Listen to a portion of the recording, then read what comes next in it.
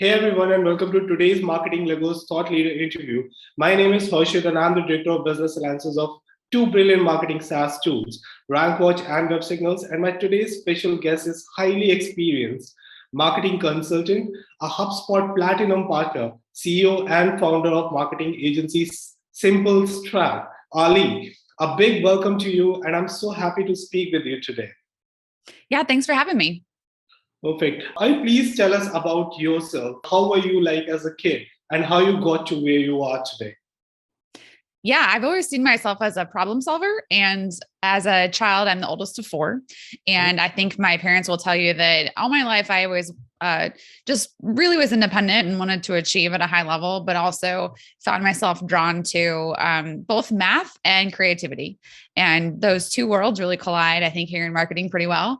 And in most recent years, that's found its way into helping people make the most out of a tool called HubSpot. And so I run a channel called HubSpot Hacks. And ironically, the name of this show is Marketing Lego. And I've got a Lego wall behind me. Yeah. And we used to have an office in person. We now are all remote, and we had our cubicles made out of Legos. But between this set and then the other set, we operate remotely and help people make the most out of. It's mostly revolved around the sales and marketing tools, but we're spending our time more in the service tools. And then if they need help executing on HubSpot, we do help with content marketing strategy, execution of, email, social, blogs, videos, things like that. Oh, gotcha. So it's like a good mix and match of both services which are recurring in nature for the agency as well, and also a few one-time setups as well, like, setting up HubSpot for one of your client and done with it and stuff like that, right? Yeah, definitely. I think I always use the analogy of you can watch the DIY shows on HGTV and you can be inspired on how someone's remodeled their house. But then I think when people go to Home Depot and they try to do it themselves, they get overwhelmed and it takes longer than expected. It doesn't turn out like they think it should, just because they haven't done it. And we find the same to be true with HubSpot. We've seen a lot of different instances. We've seen a lot of different situations. We're familiar with the tool. We're in it every day. And so when we come in to partner with folks, we can get them there faster. And typically we can help them avoid some of the roadblocks and obstacles that you might encounter if you don't work with an outside party. Gotcha. So, Ali, please tell me a bit more about the service offering of the agency. I know that you're way too big on B2B consultation and HubSpot, but what all with respect to services that you guys offer, please? Yeah, I mean, the services kind of find their way into a couple different buckets. One, we really just classify as HubSpot consulting. So that's training on HubSpot. That might be helping you make the sense out of your portal if someone happens to leave your team and you need an admin to kind of get involved. We've got a consultation actually today where the organization had put in HubSpot in place and then really didn't do much with it for the last couple of years. And so now they're kind of ready to get back to school and do more with it. So, and then we've also got when people are looking to, purchasing HubSpot can be challenging because they have 4 different hubs, 4 different levels. So, essentially a number of scenarios, and people tend to get overwhelmed by the options. So we help them buy, so buying assistance, but that's all on the HubSpot side. On our content marketing side, we help with strategy. So if you're trying to figure out how to drive more traffic, whether that's through thought leadership or search, whether that's blogs or video or podcasts, whatever, we'll help you come up with that strategy. And then produce. So if that's producing a podcast and distributing it, if that's producing a video series, writing blogs, and then also the analytics and everything else that goes with it. Oh, nice. So since HubSpot is all inbound, right? They advocate that a lot. So as an agency as well, have you adopted inbound to its core, or do you still practice few of the outbound strategies right now for your clients? Yeah, I think, most of our clients are leveraging inbound. I think the kind of blend in today's world is we used to have we'll say definitive buckets. We used to have an inbound bucket, an outbound bucket, a PR bucket, a social bucket. And now they're all kind of blended into one. True cold outbound, buying lists and sending out cold messages, direct messaging people on LinkedIn. We don't do a whole lot of that. The main area we do any of that would be soliciting guests for a podcast like this. Probably the same way that you do. But most of our work is inbound. We're trying to figure out what people search for online, whether that's searching in YouTube or searching on Google. And we want to create content that will help intersect their journey and then drive them obviously to our clients' websites. Gotcha. And who's an ideal fit, kind of like that qualifies to become your client? Any specific criteria for that? Yeah, on the HubSpot consulting side, you must be using HubSpot. That's a pretty straightforward one. We tend to work with all sizes of companies, all different makes and team sizes over there. With the content side, we specialize in B2B and we call it tech enabled businesses. So most of those businesses have some sort of tech platform or tech backend, even if it's a delivery model for a services business, there's some sort of tech there. And then we do, because content's a large investment and you want to make sure that that ROI is there, we tend to focus on companies that have a longer sales cycle so that the customer acquisition cost is a little bit higher, but then their lifetime value is much more significant, obviously is worth it. Yep. I think that makes sense, Ali, because one of the biggest challenges that marketing agencies face is with the churn rate. How do you deal with that? This is one of the strategies that you look for clients which have like long-term goals so that you keep on continuously adding and value to their project and the duration itself is long. But are there any other programs that you run to basically increase the retention rate of the agency? Yeah, I think, running an agency is just a unique challenge in and of itself. And I think that any agency owner would tell you that we're up against a couple of different challenges. I mean, one, just obviously running a business in today's environment the last 2 years have been fun, to put it, we'll call it fun. Right. Yeah, exactly. But I think there's kind of two big things when it comes to client retention. One of them is, management of client expectations. And I know that becomes more and more challenging when we have, like, I love the platform Wix in terms of their commercials. I think it's challenging when they're putting a message out in the marketplace of, you can design your website, you can be a marketer, you can do this, in a week. And there's a big difference between you can do it, but should you do it? And do you know what you're doing to get results? And so when we enter conversations like, creating traffic to a website, it's going to take a while for you to produce enough content and rank and eventually then have the mechanisms to convert those people to customers, nurture them in your CRM. And I think everybody wants, people that are ready to buy today. Yeah. And that, if you think about that as consumers, we don't buy like that. We tend to skirt around, look for as much content as we can, and we tend to not want to talk to a salesperson until we're ready. And our customers are the exact same way. And so I think marketing agencies have to continually educate our clients. And sometimes that's super exhausting. And sometimes clients just want to go to the company that's going to give them what they want to hear, regardless of the results. And so that's one thing that I think we're up against in the industry. The other is just, there's definitely an expertise that you need in certain industries. And so when you tend to have that, it's easier to retain clients. When things shift significantly, pandemic, it is one of those examples. Anybody who specialized in restaurants or hospitality lost their entire client list in a day.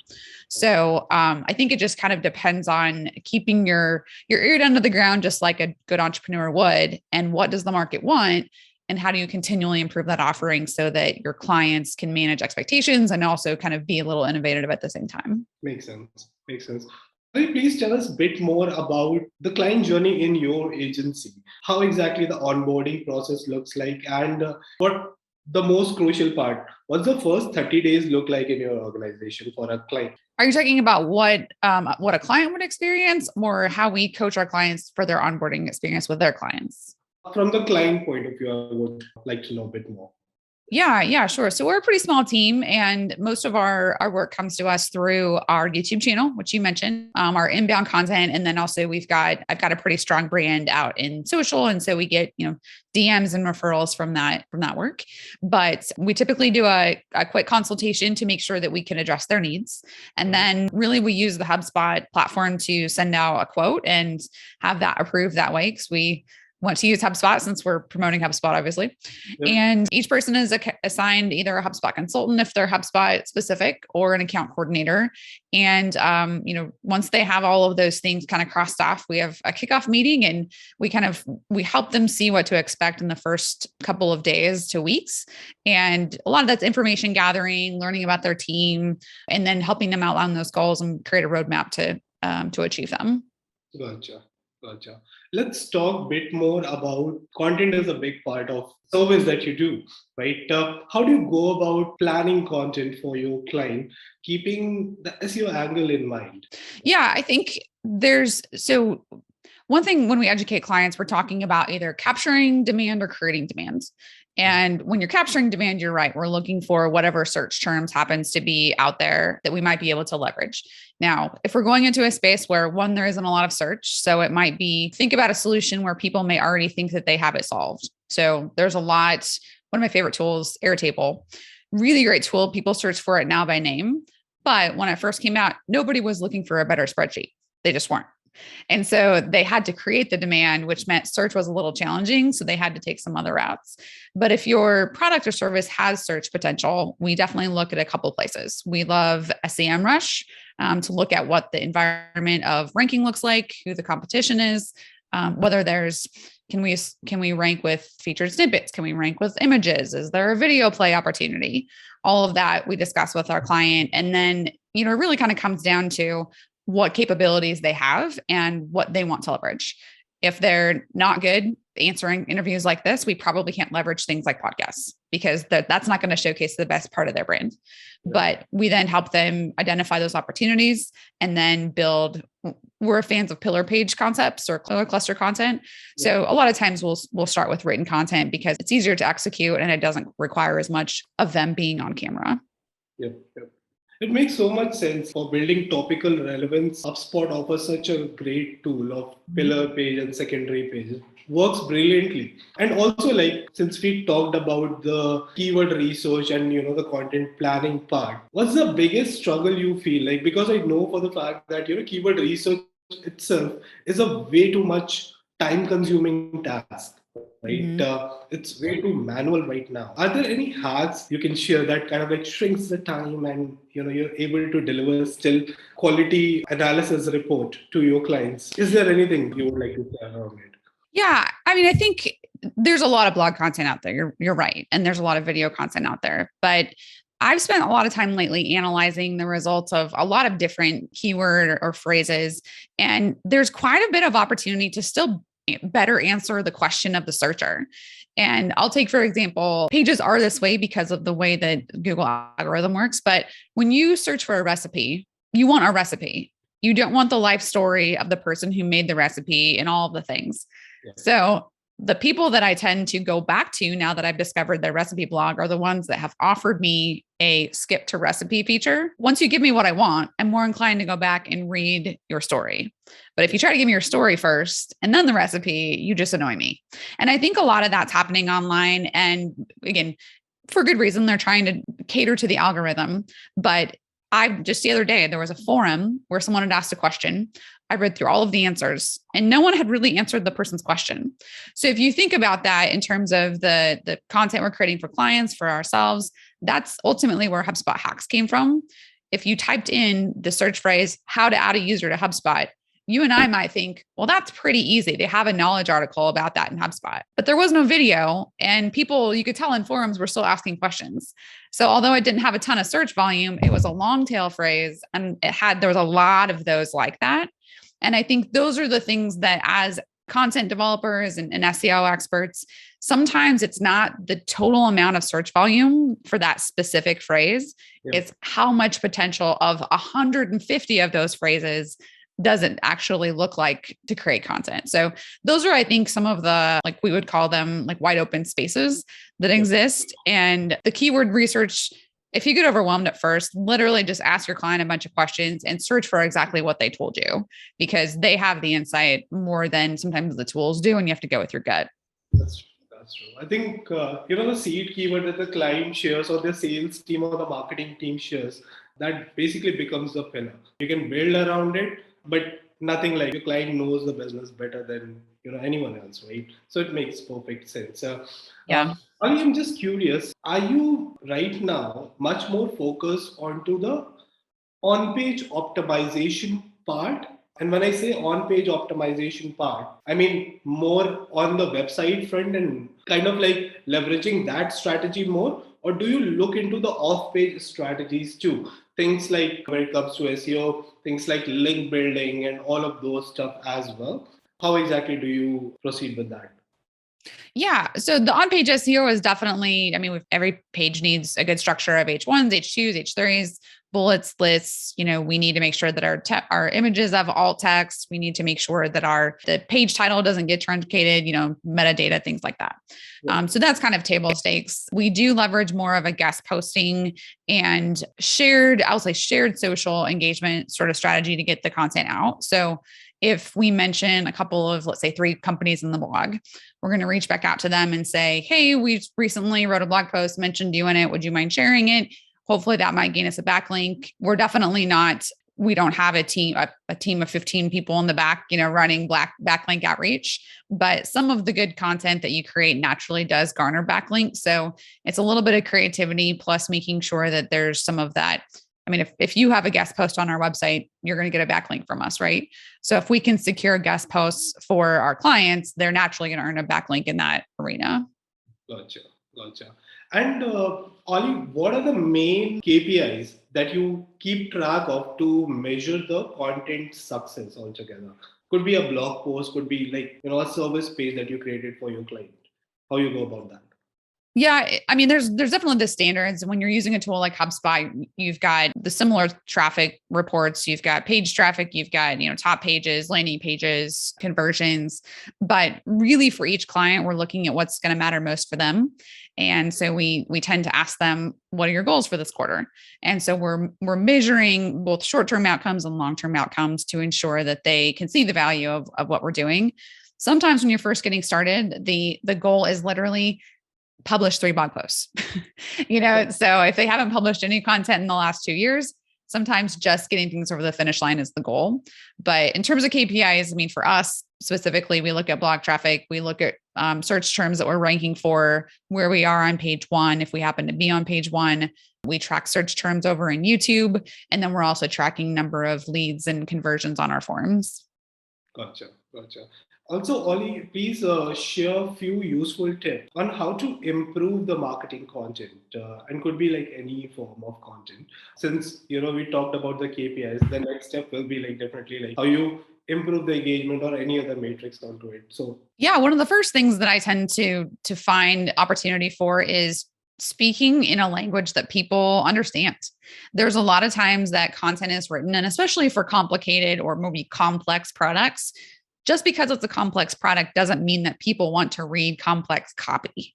And even if you happen to have a PhD, people just tend to want to understand information. And most of your audience is not going to be a PhD level educated person. So when in doubt, have the sales team review your copy and say, would a customer talk like this? Because if a customer is going to understand, you might be talking smart just to sound smart, and it might not be effective. So that's kind of one of the first places that you can improve. The second is the use of visuals. So a lot of us, we process visuals 20,000 times faster in our brain than we do words. And most blog posts, or even just content in general, can be repurposed as a visual image, and it can be more effective and convey the message to people that just don't understand words as well. So that's definitely one place and you can be super creative with that, or you can just use your product, use screenshots, and just make it, more visual to me. The last thing I would say is, using your sales team. And as you just mentioned, just keeping a written log of all the questions that you get across the course of your company, objections, intro sales questions, what it's like to be an employee.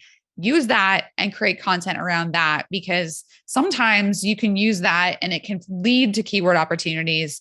And so you're not spending all your time on research for stuff that might get engagement. You actually know people are already asking the question.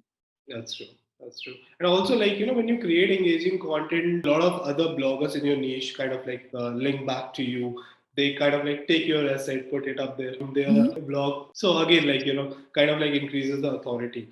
Ali, since you also do social media, right? You do manage it for your clients. In your eyes, have you seen social signals actually impacting your inbound, basically on the search point of view, your client's performance with respect to SEO, anything like that? Have you ever witnessed?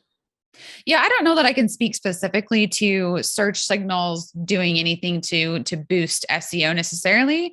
But I can speak to when a lot of our clients, or I guess all of our clients, we would leverage what we call, and a lot of the industry calls, content offers. So whether that's ebooks or webinars or cheat sheets, or again, whatever that happens to be. But if that sort of content leads to a blog that contains a content offer, or we directly promote a content offer on social, we can see people convert on that. Yeah. So again, I can't speak specifically to the social signals on organic, but I know that if it gets shared multiple times, there's a good chance that someone might find it, get a backlink for us. So it is interesting, but definitely not something I have a super strong opinion on. Right. Let's talk a bit more on how you exactly go about revamping the old content. Say, for example, one of your clients' content piece is ranking for a specific keyword on the top position for a certain duration of time, and then it slipped. Definitely, like there's a need to revamp it again, like so that regain those rankings. How you go about that? What that process looks like? Yeah, we're actually going through that for ourselves right now. We have quite a bit of content that was ranking in 2018, 2019, and it's still on page one, but slipped a little bit. And so we're re-examining the landscape. What is a search? What's expected from that search phrase today? What are people looking for? Definitely, what are the relevant examples? We might have outdated examples in our blog post. So, really looking to see if someone published a guide and it happens to be from a more authoritative source versus us, then we probably need to go get some more backlinks. So I think it really depends on what the content has kind of pushed us down is and what that means for us. And then definitely making sure that there's, again, update the references, update the intro, maybe it needs a new title, those types of things. Gotcha. Which tools do you mainly leverage to do these sort of analysis? I mean, mostly SEMrush or Screaming Frog are the two. Gotcha. And I would love to know a bit more about specifically related to new businesses. What would you advise? Which inbound strategies they should really invest into and focus on while just starting the business? So, what will be that? Yeah, if you happen to be a new business, I mean, I think one of the challenges is, especially if you're not a marketing-based founder. So if you don't have experience in marketing and you've got a great idea, and early in the business days, you're going to have to spend your time hustling as a founder to get sales. Sales solve a lot of problems. And I think I've talked to a lot of founders that want to offload marketing as soon as possible. They want to hire an agency, but they haven't quite figured out their product market fit. They haven't figured out how long the customer journey is. And so you really, when you're a new business, have to find the people that have the pain right now. And that's a lot of hustle. So when you're a new business, in terms of inbound, the best thing I think you can do is leverage the brand of the founder, because typically the founder is the one that has industry expertise. They already have a brand. And so if they start creating content about something, you've got the power of both the search phrase and their name. And that's a little bit of probably our secret sauce as well. But I would say they've got that down. The next thing that I think happens to be pretty prevalent for them is going after whatever content isn't being created in that space and satisfying a search intent that doesn't exist. So if no one is creating how-to videos in your industry, you can go there. If no one is creating really good visual diagrams on how XYZ process works, you can go there. It really kind of depends on what's out there and what white space exists for you. That's very wise advice. And since like a lot of companies come to you, they might already be using HubSpot, but they need consultation to improve some or the other objective that they have. So like what are the common mistakes that you see, and specifically to like HubSpot automation businesses make, and how to avoid those? Yeah, I think the automation challenge is that just because you can doesn't mean you should. And there's a lot of times so I'll talk about podcast outreach specifically. So we've got a client that produces a podcast and we help them solicit some guests on there. And one of the best ways we found to build relationships is LinkedIn. Well, there are LinkedIn automation tools that can make that quote unquote easier. But to be frank, I've found that if you simply put some customization that you actually read the person's profile and created a custom pitch, you're better off pitching 10 than sending a blanket message to 500. So I think the challenge with automation is there are places for it. And then there are places that you still need to have a human managing that, because we are still craving human to human interaction, especially after the last 2 years. And the other challenge I see is that it just takes a lot of work to maintain automation, and it's not a set it and forget it. So we're brought into portals all the time, ours included, where, oh, wow, how long has that been running? And I didn't even know that that email was still being sent after this thing happened. So there's definitely a need to, like with your house, you have to set a cleaning schedule. And if you don't, it can get pretty unwieldy pretty quickly. Makes sense. Makes sense. Ali, please share one of the most successful case studies where your consultation has done wonders for a client. Because again, like the agency has been in business for quite long now. I'm sure there must be one really good success story that you would like. Please share that with us. Yeah, I mean, I think one of so the podcast I just mentioned is a good success story, that there's a lot of the relationships and content that have come from that specific initiative have led to partnerships. It's led to business opportunities. It's definitely heightened their ability to be seen as thought leaders in the industry. So it's the caveat is it required an investment of time, but I think that that's true of all really good marketing initiatives. Is it's going to require some time or effort. I always tell people you can pay with time or money or both. And in this case, it's a little bit of both. But from that, the tip of the iceberg is really just starting to show itself here. And there's been direct impacts in the last couple of weeks with business that came in and transacted in a matter of days. So, it's exciting to see that. Brilliant. And any horror story that you would like to share? Because in an agency business, it's an everyday, affair, right? Please. Oh man. Yeah. If this was a show about horror stories, just in marketing in general, we could talk for hours. I think that, one of the biggest failures that I think I had early in my career is probably not recognizing even if a business is asking for marketing help and they really they need sales today. So what they think they need is marketing and what they actually need is sales.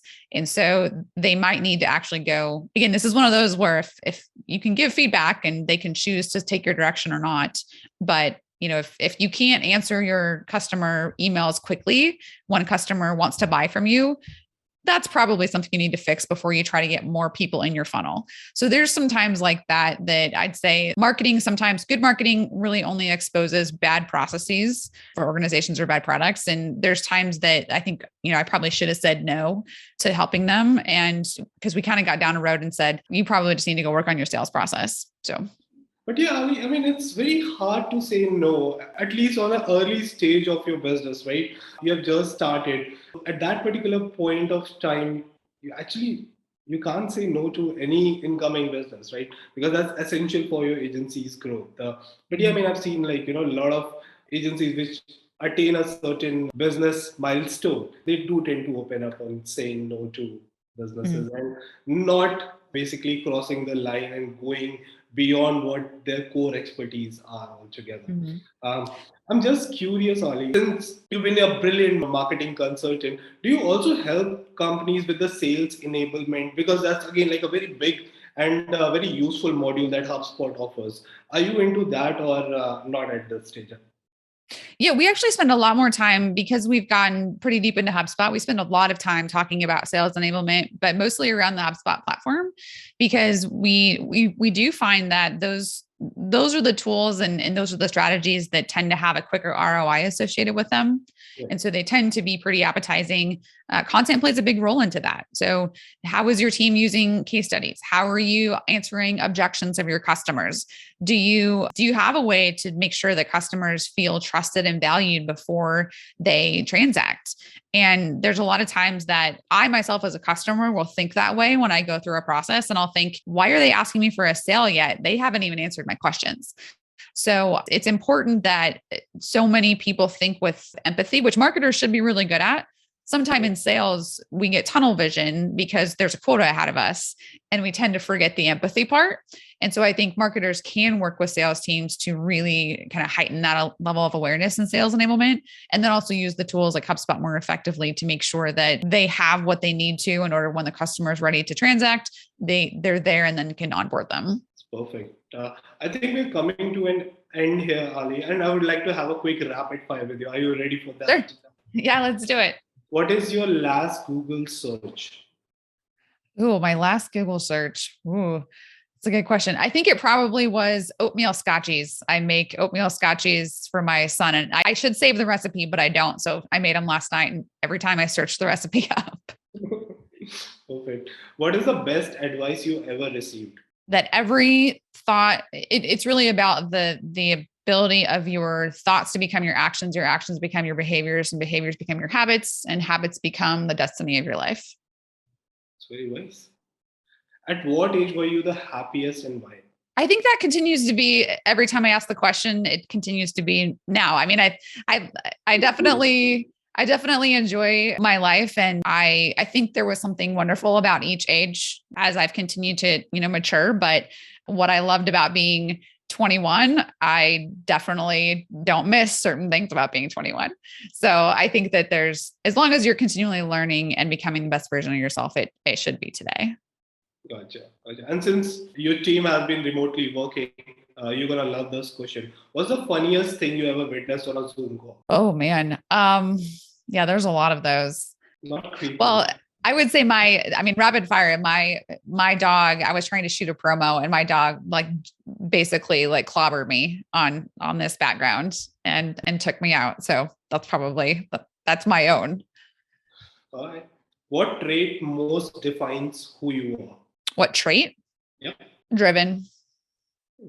Nice. And coming to my last question, what career did you dream of having as a kid? What career? I wanted to be a surgeon. You're still consulting. Still problem solving. You do have diagnostic calls. So there you go. 50% solved. Yeah. Thank you so much, Ali, for all the time and all the valuable tips and lessons that you've shared. I'll definitely put down your YouTube channel. It's so brilliant. All the hacks that you share, and your co-founder actually shares as well with you. That's really helpful. Right? Thank you so much. I really appreciate all the time. Yeah, awesome. Thank you.